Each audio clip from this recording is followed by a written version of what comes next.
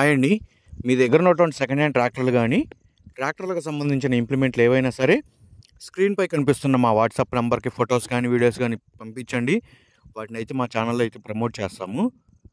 అదేవిధంగా ఇప్పుడు మీరు చూస్తున్న వీడియోకు సంబంధించిన రైతు యొక్క కాంటాక్ట్ నెంబర్ కింద ఉన్న టైటిల్లో కానీ డిస్క్రిప్షన్లో కానీ ఇవ్వబడుతుందండి, దయచేసి గమనించండి.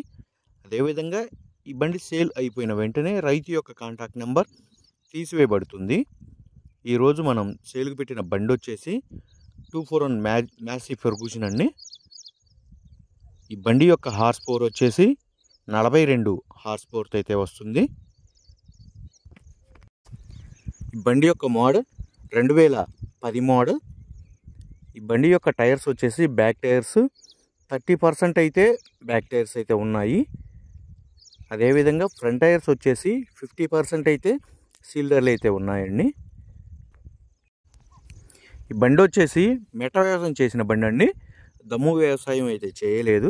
అదేవిధంగా ఈ బండి యొక్క engine, gear box, brakes, hydraulic ఎటువంటి రిపేర్ లేదని రైతు అయితే చెప్తున్నారు. బండి వచ్చేసి మంచి రన్నింగ్ కండిషన్లో అయితే ఉందంటండి.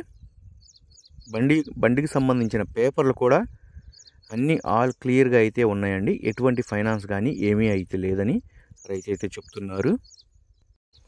ఈ బండి రైతు సేలుకు పెట్టిన లొకేషన్ వచ్చేసి ఆంధ్రప్రదేశ్లోని పల్నాడు డిస్టిక్ రాజుపాలెం మండలం గణపవరం విలేజ్లో అయితే సేలుకు పెట్టడం అయితే జరిగింది.